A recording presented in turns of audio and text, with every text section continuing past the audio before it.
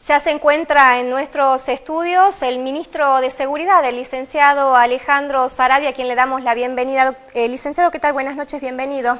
Muchas gracias, Alejandro Cornejo. Perdón, Cornejo. Licenciado, ¿se ha hecho algún balance dentro del Ministerio en virtud de este fallo judicial donde se cuestiona tan duramente el accionar policial? La verdad que, el balance del inicio del juicio, de instrucción, en la otra etapa siempre estuvo instalado. Convengamos que fue una etapa donde usted no estuvo al frente de la cartera. Está bien, pero no quería ir ahí en la cuestión de, pero sí, estuvo siempre la cuestión y el accionar policial en todo el transcurso del juicio estuvo instalado. Desde que yo asumí la gestión del ministerio, uno de los temas que sí venimos trabajando tiene que ver con ser más permanentemente, nosotros irrestrictos e inflexibles en el cumplimiento de las normas. Y de cara a la fuerza policial, el policía tiene que dar el ejemplo, por lo cual, nosotros venimos trabajando en asuntos internos y trabajando sobre todas las causas que podamos llegar a tener y estar a disposición de la justicia. En ese sentido, la gestión nuestra es esa, ser transparente, donde haya un problema no taparlo, todo lo contrario, poner toda la información que nosotros también podamos aportar para que el esclarecimiento de cualquier causa que esté relacionada con un policía. Esa es la política. De hecho, yo lo decía hace rato, hay 6 policías con un autoprocesamiento, razón por la cual están separados de sus cargos. Sin embargo, hay otros oficiales, tal es el oficial Walter Mamani, que el propio fiscal durante el juicio le pide que se lo investigue por falso testimonio y sería una de las personas acusadas de plantar un arma. Sin embargo, sigue cumpliendo funciones y justamente en un lugar estratégico como es la Brigada de Investigaciones. No, entiendo que no está en la Brigada. De todas formas, ahí hay dos cosas. La ley dice... Sí, está en la Brigada, lo pude corroborar esta mañana.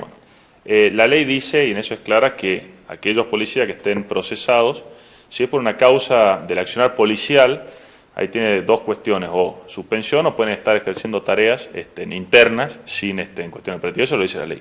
De todas maneras, en un momento se salieron del procesamiento muchos de ellos, y no sé ahora cómo está la cuestión judicial, pero si hay algún cambio en la cuestión de cada uno de ellos, nosotros tomaremos las medidas, pero se está haciendo todo en el marco de la ley y están obviamente desde el Ministerio de la Fuerza a disposición de la justicia para las distintas instancias que sucedan ahora. En ese sentido no hay ningún... Hasta tanto la justicia no les mande algún exhorto, ustedes no toman ninguna medida entonces. No, sí se tomaron en su momento medidas y ahora nosotros, en eso... Pero le estoy hablando justamente de una persona en particular que sigue trabajando, pero es lo mismo, ¿no? Está bien. Hay muchos que están suspendidos por otras cuestiones y en esto... se ha procesado muchos y el mismo fiscal, la misma justicia también lo sacó del estado de procesamiento a muchísimos de ellos, ¿correcto? Ahora, si cambia la cuestión judicial, tomaremos las medidas pertinentes también. Nosotros en ese sentido se trabaja siempre, acá, así como en cualquier otro delito es culpable hasta que se demuestre que es culpable, bueno, en los otros también, nosotros también tomamos medidas preventivas, de hecho, en lo que va en menos de 7, casi, ya son 9 meses de asunto interno, hemos suspendido 125 policías, hemos cesanteado 23, se trabaja en ese sentido dentro de la fuerza, no se tapa ni se oculta nada, eso quiero dejarlo claro. No, seguramente que no se tapa ni se oculta, pero seguramente también a partir de la reglamentación que han hecho desde el martes pasado sobre la ley orgánica de la policía van a tener mayores herramientas. ¿Por qué se demoraron 2 años para reglamentar esta ley orgánica que justamente le da al Ministerio y a la Policía las herramientas necesarias para actuar en consecuencia? Creo que lo más importante es, en primer lugar, haber tomado las medidas que se tomaron en cuanto a modernizar un montón de herramientas que eran de la época de la dictadura, que ningún gobierno anterior lo tocó, y bueno, el proceso de modernización de muchos marcos normativos, entre ellos la ley orgánica, primero tiene un proyecto que tiene que ser discutido en el marco de los distintos, tanto en diputados y en senadores, sale una ley, posteriormente esa ley, una vez aprobada, viene la etapa de reglamentación, que muchas veces, o por cuestiones también en la etapa de reglamentación hay leyes que salen, pero es más difícil a lo mejor la reglamentación, a lo mejor la regulación, la ley sale, pero hay que hacer todo un trabajo profundo para la reglamentación, porque son muchas cuestiones que hacen la vida policial. ¿Usted cree que es prudente 2 años? No digo que sea prudente, lo que digo es, en primer lugar, que se tomó la decisión de modificar una ley que también la podrían haber modificado hace 50 años, 30 años, la podrían haber modificado y nadie se le ocurrió modificarla. Esta gestión sí la modifica, que va en pos de tener una policía justamente acorde a un Estado democrático, un Estado de Derecho y un Estado que proteja esos derechos, por lo cual eso es lo destacable. Después, la demora, bueno, hay una cuestión administrativa, tal vez muchos actores que también participaron para que esa reglamentación salga acorde, bueno, en fin. La reglamentación no habla de algo que se planteaba al comienzo de la ley, que es el seguimiento psicológico y el accionar privado de la actividad que tiene el policía. ¿Podría haber alguna norma o alguna otra reglamentación, como estipula el reglamento, para incluir esto y que se haga un balance psicológico y social del policía? De poder hacer, se puede hacer todo. Yo siempre en eso, y discutiendo digo sanamente, digo, charlando con algunos diputados y senadores cuando hablamos de reforma en algún marco normativo, yo siempre digo, ojo, las reformas siempre tienen que reflejar también que sean aplicables en la práctica y en el determinado periodo de tiempo. Muchas veces se puede escribir una norma que sea excelente en su redacción, pero la aplicación se hace inaplicable en la aplicación práctica. De hecho, tenemos ¿correcto? Un montón de leyes que ni se aplican. Hasta las contravencionales, donde dice tal cosa, el proceso, y de repente aplicarla implica que tenemos que tener, no sé, hoy tenemos 800 móviles operativos, tenemos que tener 2.500 y tenemos que tener en vez de 10.000 policías, 20.000, en fin, por eso. En ese sentido, hay un montón de cuestiones que nosotros vamos avanzando, en cuestiones psicológicas de los policías, antes en los ingresos no se hacían, ahora si tienen que ingresar a la policía tienen su análisis, para pasar también en la escuela superior en algunos grados también, tiene cuestiones de capacitación y análisis, se va implementando gradualmente, son 10.500 policías, se van haciendo cambios, pero digo, de una estructura de más de 30 años que no se había tocado nada, se está cambiando. Se puede hacer todo, gradualmente, eso voy. En cuanto a esa graduación, hay un tema que quedó pendiente, que es la profesionalización y que sean las universidades directamente las que a través de sus profesionales puedan evaluar o no el ingreso de una persona. ¿Estos serían los pasos posteriores a la ley orgánica? Se hizo. En el caso de los suboficiales, la escuela, nosotros tenemos 3 escuelas, la suboficial, oficial y la escuela superior. Suboficiales, la gran mayoría, para que la gente sepa, de los 10.500 policías, le diría que el 80% son suboficiales. Para ingresar a la escuela de suboficiales, antes de la gestión del doctor Urtubey, eran 4 meses, un curso, un examen que tomaba la misma policía, ingresaban y portaban un arma. Hoy, para entrar a la escuela de suboficiales, en primer lugar, el gobierno provincial estipula un cupo de acuerdo a las cuestiones operativas y necesidades, y tienen que rendir un examen físico e intelectual que hicimos a través de un convenio con la UNSA, Universidad Nacional de Salta, y lo rinden la Universidad Nacional de Salta. Los últimos 3 ingresos tienen que ver con exámenes rendidos en la Universidad Nacional de Salta. Y posterior a lo que es pasar el examen físico, intelectual, que lo rinde en la universidad, sin nombre, tiene un ticket, un código de barra, entonces no se sabe quién es, cosa que después en la orden de mérito se ve por un código y entrarán todos aquellos que estén dentro del orden de mérito y el cupo establecido, viene un examen psíquico. ¿Y la escuela de oficiales podría tener la misma modalidad? Sí, pero es la gradualidad que yo digo, no se puede hacer todo de golpe, se están haciendo un montón de cuestiones de fondo. Digo, es notable, y en ese sentido, obviamente, que hay defectos, que hay virtudes, que hay errores, que hay malos policías, que hay buenos policías, y por suerte la gran mayoría son buenos policías y la minoría son malos policías. Y le hacen muchísimo daño a la institución esos pocos malos policías, y tenemos que desterrarlo de la institución lo antes posible. Con ese diagnóstico, y yendo para otro lado, es decir, es una institución con 189 años, una institución que tiene una estructura orgánica que tenía más de 30 y pico de años, con una lógica operativa, no es fácil de un día al otro. Las cuestiones hay que hacerlas, además, para no tropezarse en el camino y fracasar, hay que hacerlo con gradualidad. A pesar de la gradualidad estamos yendo rápido, ¿no? Porque fue de un día al otro el examen con la universidad. Digo, se tomaron decisiones rápidas y de implementación rápida a pesar de la complejidad que tiene todo esto. Dentro de la fuerza hay cierto malestar con respecto a lo que es la jefatura. Usted ya lo dijo en otros medios que no se va a cambiar el jefe de policía y mucho menos cuando los medios y la propia gente impone estos temas. ¿Usted es partidario de que la policía esté en manos de una persona de la fuerza o de un civil? No se trata de una competencia, yo siempre lo digo, a ver, porque un medio instale que hay que cambiar, no se trata de eso, lo que se trata es, estamos entrando en un proceso, y en particular en mi gestión, que tiene que tener unos cambios operativos, realmente así como se hizo el cambio de ingreso en suboficial, el cambio operativo que estamos haciendo en el Centro de Coordinación Operativa, también un vuelco 180 grados de lo que era la cuestión operativa policial, y lo que estamos haciendo ahora hay que terminarlo. La actual jefatura de policía, con su jefe, con su subjefe, entienden la lógica operativa, la acompañan, y las venimos trabajando, y hay periodos para todo. Yo creo que hay que terminar de consolidar unos cambios y seguramente posterior a esa consolidación, así como yo miré también del Ministerio, porque sabemos que tanto Ministro de Seguridad como jefe, subjefe son acotados, los plazos por una cuestión normal, digo, son ministerios complejos, la policía Sin embargo, compleja. el jefe de policía traspasó Lleva un ministro. todavía casi 3 años, sí, efectivamente, el jefe de policía entró con el ministro Silvester, que entró,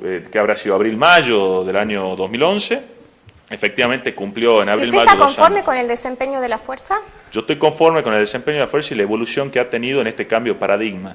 El Centro de Coordinación Operativa, así como asuntos internos, tiene tarea, etcétera, el Centro de Coordinación Operativa es que toda la fuerza, las distintas unidades de la fuerza, las distintas unidades especiales y direcciones generales se sientan en una mesa a planificar en forma conjunta la cuestión operativa de la fuerza y no como compartimento ¿Qué de resultados han tenido en estos últimos tiempos en función de la puesta en marcha de este centro operativo? Fueron resultados muy positivos. En primer lugar, tener una gestión de calidad y poder garantizar el cumplimiento de todas las intervenciones policiales. ¿Eso qué quiere decir? Que, por ejemplo, cuando antes se llamaba el 911, en el 911 había un área de la policía que atendía la emergencia policial del 911, que era la División de Seguridad Urbana.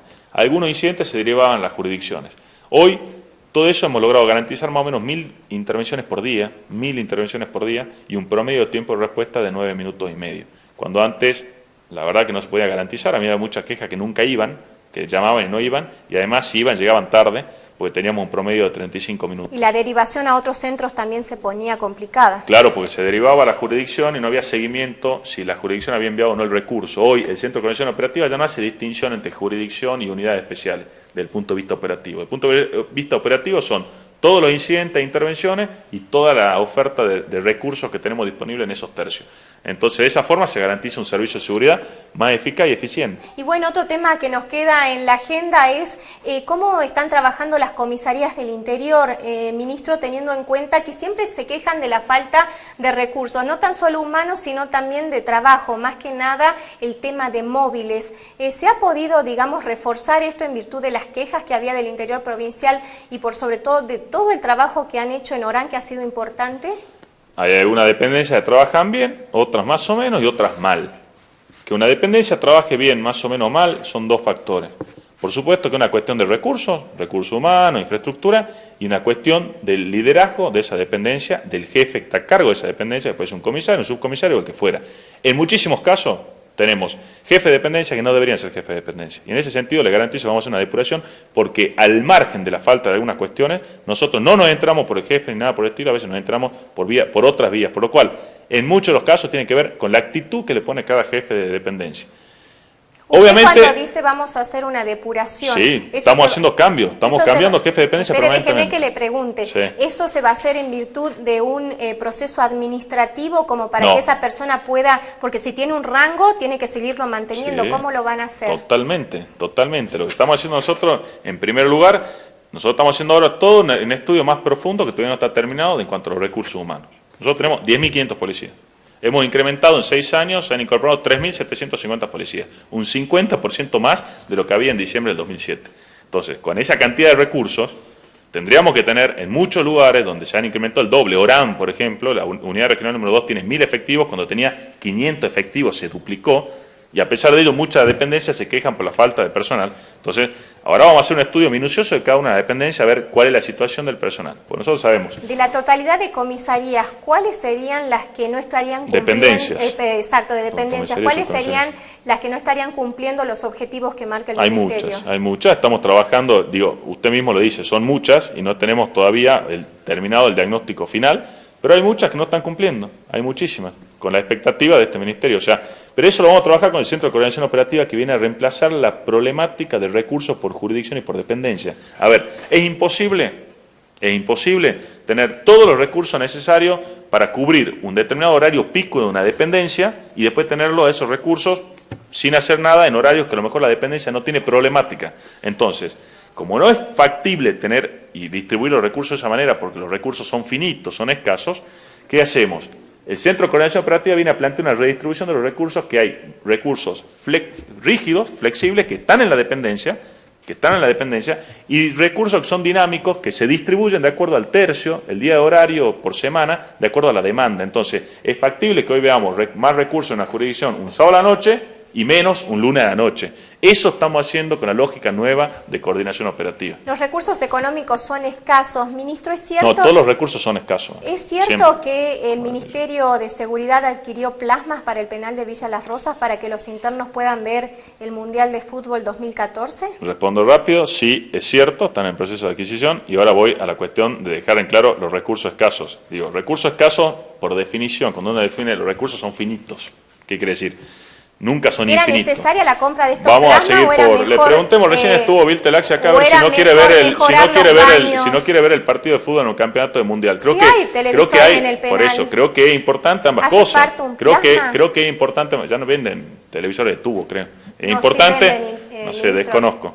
Creo que es importante, se autorice la compra porque entendía que sí, es importante que compren unos televisores para que los que están privados de su libertad en ciertos lugares establecidos, y así son establecidos, le permitan ver ciertos partidos de hecho, en el marco de las ministro cosas. tiene televisores, ¿no? Sí, pero bueno, a lo mejor no alcanza la suficiente cantidad de No, televisores. todos los pabellones tienen televisor, se lo puedo asegurar porque los Sí, recorrí. yo los recorro también, digo, no es una cuestión de lo recorren, pero estarán o poniendo más televisores en algunos lugares, en fin. ¿Por cuánto digamos. es la compra de televisores, No, no ministro? tengo idea. No. Pero era menos de 50.000 pesos, o si recuerdo, no sé la cantidad de televisores. Como Bien. 10, 12 televisores. Le agradecemos por su tiempo, muchísimas gracias y seguramente estaremos hablando en el transcurso del año sobre el tema de seguridad. Por favor, cuando usted quiera. Muchas gracias. Hacemos una pequeña pausa y ya volvemos.